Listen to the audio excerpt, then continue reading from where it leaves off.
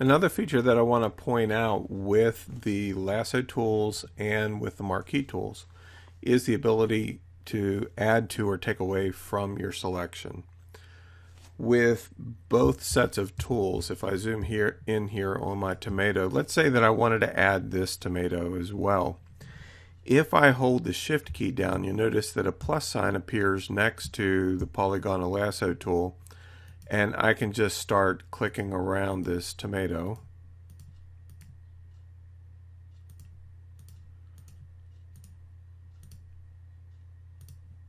And it adds to the selection. Okay, let's say that I want to remove, for whatever reason, a square from the middle of the selection that we currently have. If I hold down the Alt key, or on a Mac, the Option key, you'll notice that it turns into a minus. And then I can just draw a rectangle or a square. If I hold the Shift key down and the Option key or the Alt key, it restricts the proportion to a square, or if we're using the elliptical marquee tool, it would restrict it to a circle. And then whenever I release my mouse, it's now removed from the selection. And you'll notice that with my mouse over the non-selected area that we just created, it looks like a normal pointer in this case. If I move it over top of the tomato that's still selected, you'll notice that it's telling you that it's selected by changing the cursor. Okay. The other option that I want to point out here, in addition to adding and subtracting from your selection, is there's a number of tools that work together with selections, and it's under the Selects menu bar here.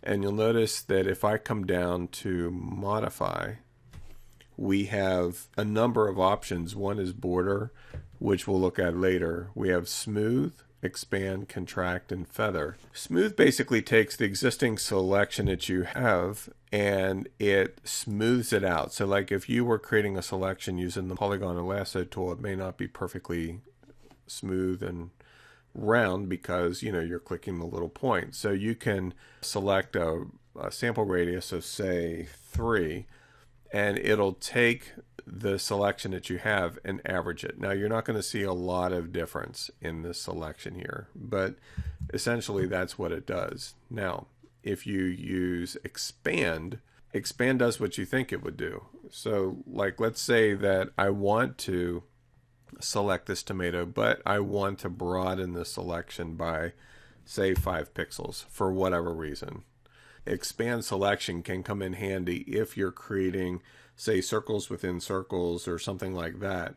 Then it's a very obvious option. But in this case, if I choose expand by 5 pixels and click OK, watch what happens. You'll notice that there was a slight adjustment that happened where the selection that we had grew by 5 pixels on every direction. And then, of course, the contract does the exact opposite. It contracts it by 5. So if I put in, say, 15, or it contracts it by whatever number of pixels we select. So if I say contract by 15 pixels and click OK, it reduces the selection area by 15 pixels on every side. And the last option that we have under Modify is Feather.